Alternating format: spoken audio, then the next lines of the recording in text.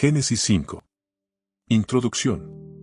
El capítulo 5 del libro del Génesis nos conduce a un territorio que, a primera vista, puede parecer simplemente genealógico, pero que en realidad encierra una profunda reflexión sobre la condición humana, el paso del tiempo y la relación entre la vida, la muerte y la promesa divina. Tras la caída narrada en los capítulos anteriores, este pasaje nos muestra cómo la historia continúa, no como un ideal perdido, sino como una humanidad que avanza marcada por la fragilidad y, al mismo tiempo, por la bendición. Aquí se presenta la descendencia de Adán, una línea de nombres que atraviesa generaciones enteras, recordándonos que cada vida es un eslabón dentro de un relato mayor. Las edades extraordinarias, los nacimientos y las muertes no son simples datos, sino símbolos de una era primitiva donde el tiempo parece dilatarse y donde la memoria humana se construye a través de la transmisión de la vida. En medio de esta sucesión destaca una figura singular, Enoc, el hombre que caminó con Dios y cuya historia rompe el patrón de la muerte inevitable. Su presencia introduce una esperanza silenciosa, una insinuación de que la comunión con lo divino trasciende los límites de la existencia ordinaria. Génesis 5, más que una lista de generaciones, es un puente entre el origen y el destino del ser humano. Es el testimonio de una humanidad que vive bajo la sombra de la mortalidad, pero que no ha sido abandonada, pues cada nombre registrado es también una afirmación de continuidad, propósito y sentido dentro del plan de Dios. ¿Pero qué nos dice la Biblia? Pasaje bíblico. Génesis 5. 1. Este es el libro de las generaciones de Adán. El día en que creó Dios al hombre, a semejanza de Dios lo hizo. 2. Varón y hembra los creó, y los bendijo, y llamó el nombre de ellos Adán, el día en que fueron creados.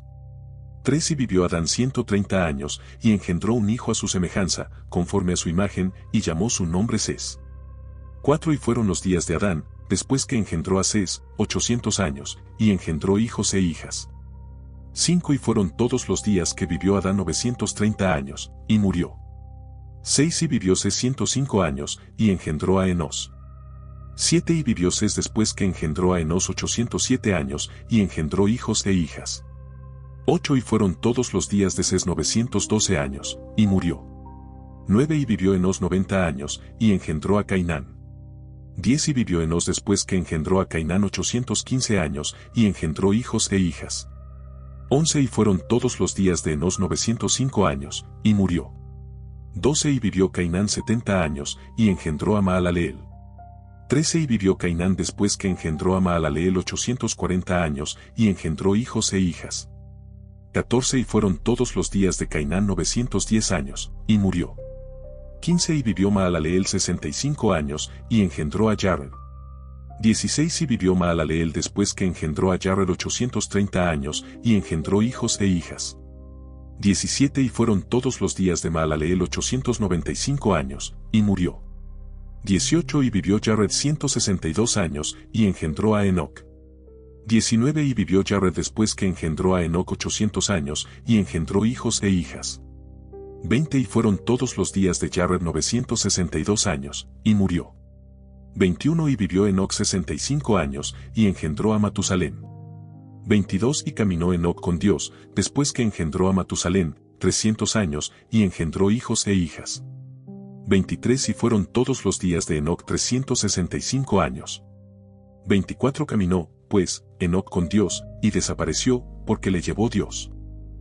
25. Y vivió Matusalén 187 años, y engendró a Lamech. 26. Y vivió Matusalén después que engendró a Lamech 782 años, y engendró hijos e hijas. 27. Y fueron todos los días de Matusalén 969 años, y murió.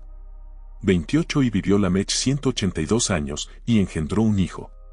29. Y llamó su nombre Noé, diciendo, Este nos aliviará de nuestras obras, y del trabajo de nuestras manos, a causa de la tierra que Jehová maldijo. 30. Y vivió Lamech después que engendró a Noé 595 años, y engendró hijos e hijas. 31. Y fueron todos los días de Lamech 777 años, y murió. 32. Y vivió Noé 500 años, y engendró Noé a Sem, a Cam, y a Jafet. Final de capítulo 5. Ahora la explicación bíblica. El capítulo 5 del Génesis cumple una función teológica esencial dentro del relato bíblico, mostrar la continuidad de la humanidad después de la caída y afirmar que, aun bajo el peso del pecado y la muerte, el propósito creador de Dios no ha sido anulado. La genealogía que se presenta no es un simple registro histórico, sino una proclamación silenciosa de que la vida continúa porque Dios sigue sosteniendo su creación. El texto inicia retomando el acto creador original: el ser humano fue hecho a imagen y semejanza de Dios. Sin embargo, cuando Adán engendra a su descendencia, se afirma que lo hace a su semejanza, conforme a su imagen. Este matiz es teológicamente decisivo, pues indica que la humanidad ya no transmite la imagen divina en estado puro, sino una imagen marcada por la fragilidad, el desgaste y la mortalidad introducidos por el pecado. La bendición original permanece, pero ahora convive con la realidad de la muerte. La repetición constante de la frase "y murió" funciona como un estribillo teológico que atraviesa todo el capítulo.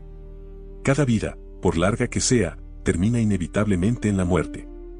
Este énfasis no busca causar fatalismo, sino confirmar la veracidad del juicio divino anunciado en Génesis 2 y 3.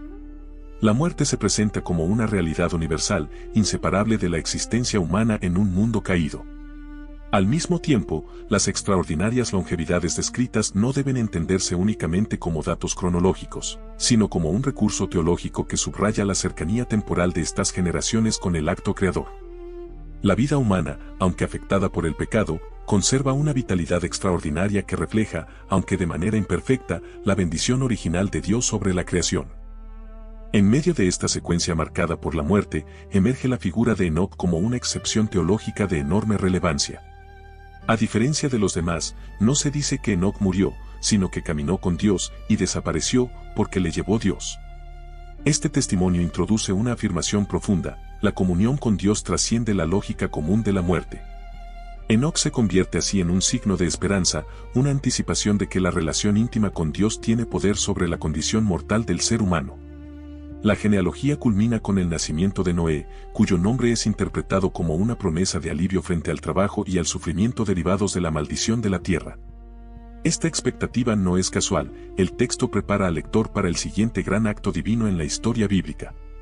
Noé no es presentado únicamente como un individuo, sino como un punto de inflexión en la relación entre Dios y la humanidad. En conjunto, Génesis 5 articula una teología del tiempo, de la vida y de la esperanza. Afirma que la historia humana avanza bajo la sombra de la muerte, pero también bajo la fidelidad de Dios. Cada nombre registrado proclama que Dios no ha abandonado su creación, y que incluso en una humanidad herida, la comunión con Él sigue siendo posible y significativa. Y para finalizar, ¿qué dice Dios? Yo soy el creador del universo, el origen del tiempo y de la vida. Antes de que existieran los nombres que hoy lees, yo ya los conocía.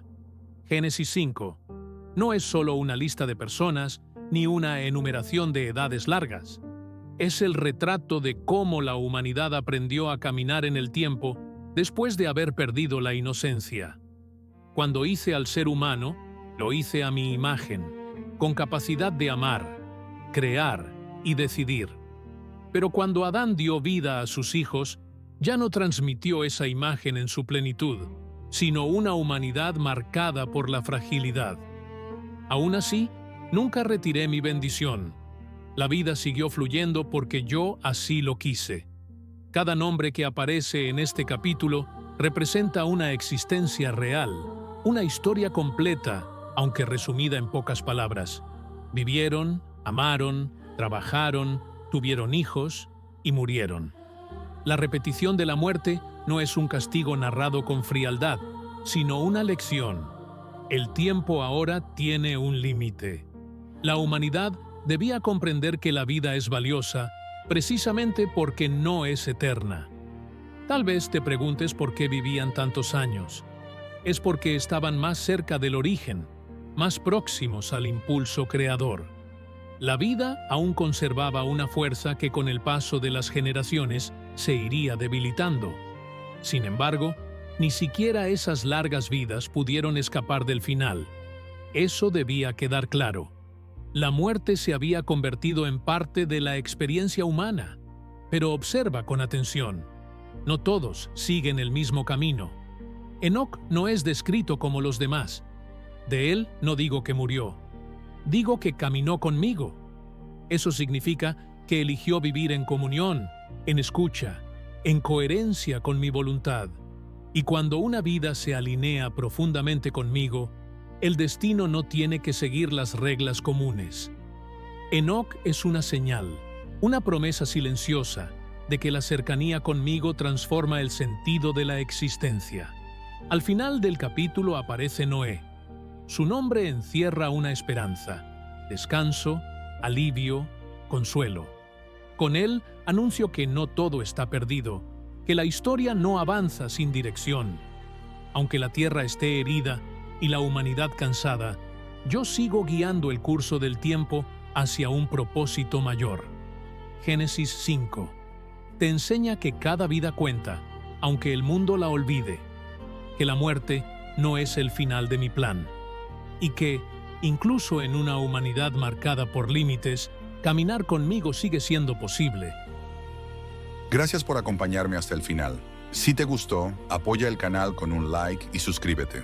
Ya tienes disponible el siguiente capítulo justo aquí al lado, así que dale clic y continúa aprendiendo. Hasta la próxima.